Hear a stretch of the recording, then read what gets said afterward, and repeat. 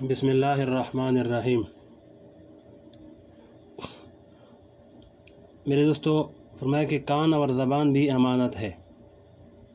اللہ تبارک و تعالی نے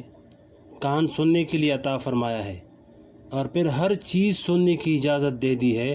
صرف چند چیزوں پر پابندی لگا دی کہ تم گانا بجانا مت سننا، موسیقی مت سننا، غیبت مت سننا، غلط اور جھوٹی باتیں مت سننا۔ لہذا اگر کان ان چیزوں کے سننے میں استعمال ہو رہا ہے تو یہ امانت میں خیانت ہے۔ اور زبان اللہ تعالیٰ کی ایک ایسی نعمت ہے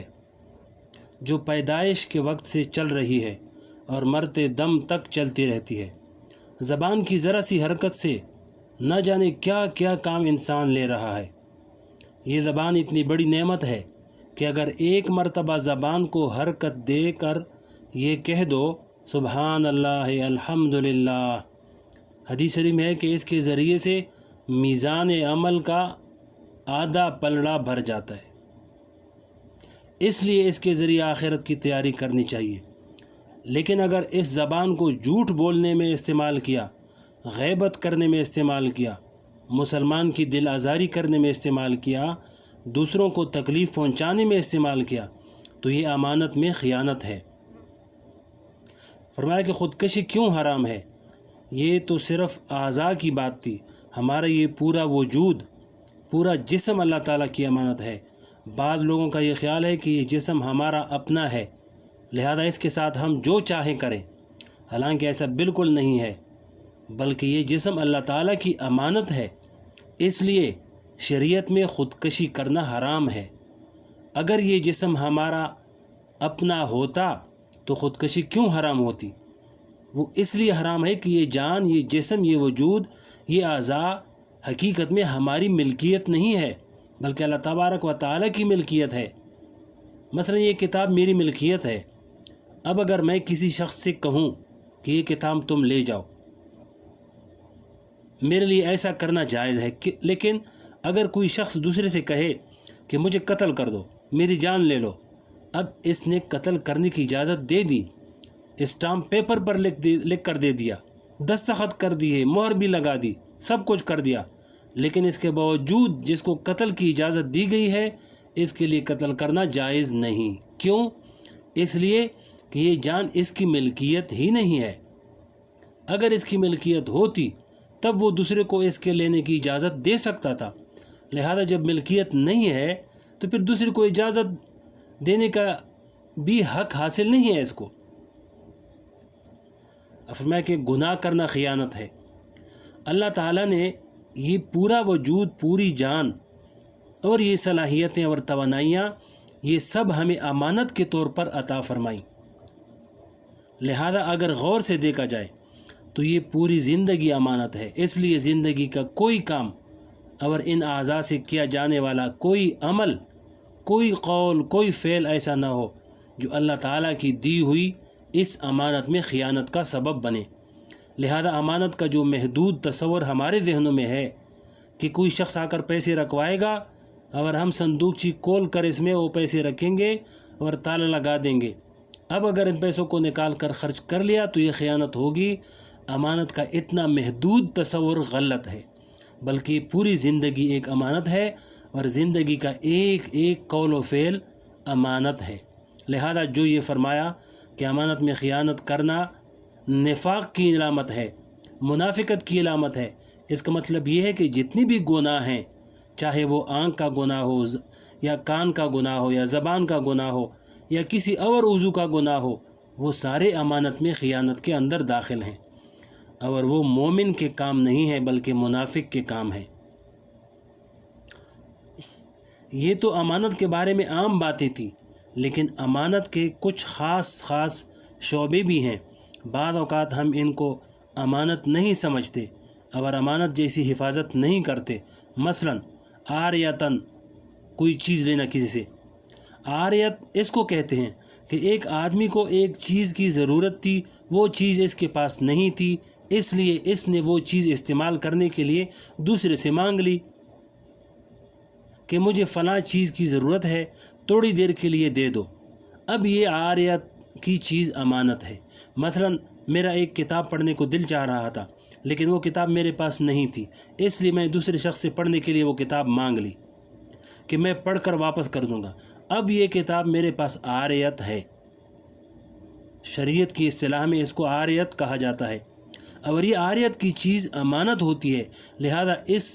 لینے والے شخص کے لیے جائز نہیں ہے کہ وہ اس چیز کو مالک کی مرضی کے خلاف استعمال کرے، بلکہ اسے چاہیے کہ اس عاریت کی چیز کو اس طرح استعمال کرے جس سے مالک کو تکلیف نہ ہو،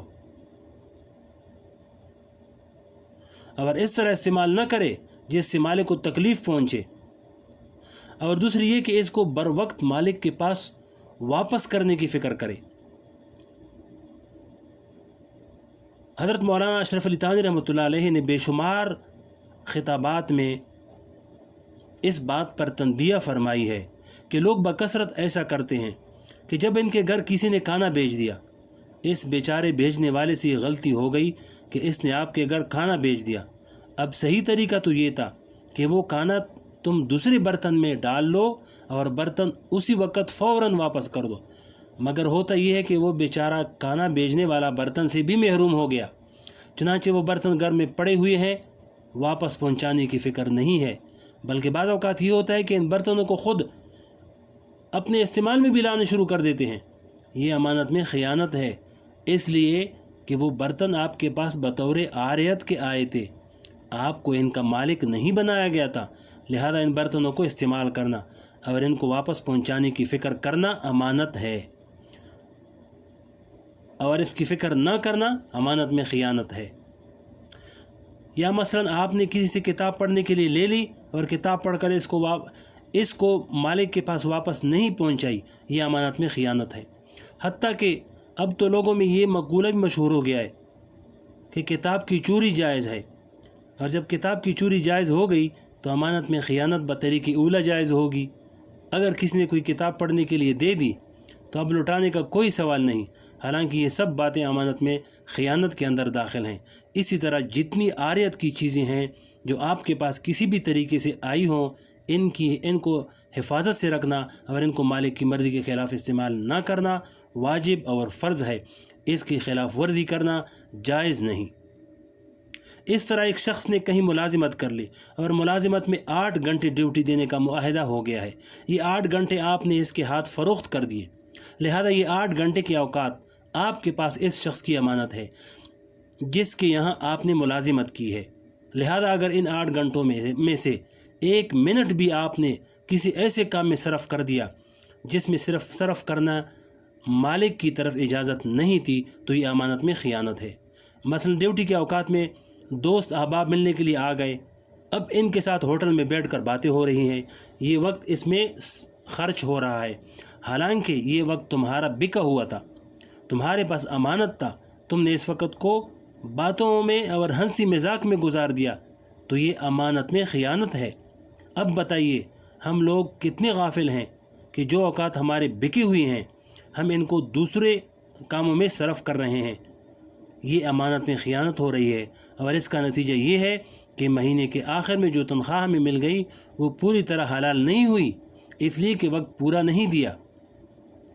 دارالعلوم دیوبند کے حضرات اساتذہ کرام کو دیکھیے، حقیقت یہ کہ اللہ تعالیٰ نے ان کے ذریعے صحابہ کرام کے دور کی یادیں تازہ کرائیں۔ ان حضرات اساتذہ کرام کی تنخواہ 10 روپے ماہانہ یا 15 روپے ماہانہ ہوتی تھی، لیکن چونکہ جب تنخواہ مقرر ہو گئی اور اپنے اوقات مدرسے کے ہاتھ فروخت کر دیے، اس لیے ان حضرات اساتذہ کا یہ معمول تھا کہ اگر مدرسے کے اوقات کے دوران کوئی مہمان یا دوست ملنے کے لیے آتے تو جس وقت وہ مہمان آتے فوراً گھڑی دیکھ کر وقت نوٹ کر لیتے اور پھر ان کو جلد از جلد نمٹانے کی فکر کرتے، اور جس وقت وہ مہمان چلے جاتے اس وقت گھڑی دیکھ کر وقت نوٹ کر لیتے، پورا مہینہ اس طرح وقت نوٹ کرتے رہتے۔ پھر جب مہینہ پورا ہو جاتا تھا تو وہ اساتذہ باقاعدہ درخواست دیتے کہ اس مہینے کے دوران ہم نے اتنا وقت مدرسے کے کام کے علاوہ دوسرے کاموں میں خرچ کیا ہے، لہذا برائے کرم میری تنخواہ میں سے اتنے وقت کے پیسے کاٹ لیے جائیں۔ وہ حضرات اساتذہ اس لیے ایسا کرتے تھے کہ اگر ہم نے اس وقت کی تنخواہ لے لی وہ تنخواہ ہمارے لیے حرام ہو گئی، اس لیے واپس کر دیتے۔ آج تنخواہ لینے کے لیے تو درخواستیں دی جاتی ہیں، تنخواہ کٹوانے کے لیے درخواست دینے کا آج تصور بھی مشکل ہے۔ آگے شیخ الہند کا ایک اور قصہ ہے، وہ بھی آپ کو اگلے ویڈیو میں بتائیں گے انشاءاللہ۔